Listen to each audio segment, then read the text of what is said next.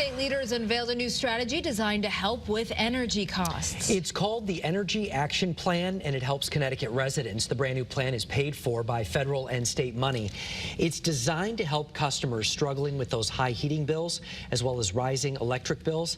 They include credits on electricity bills and on home heating oil purchases. It comes right now at a time when applications for energy assistance are way up. More than 20% higher number of applications reflects a tough economy and rising prices of natural gas and electricity.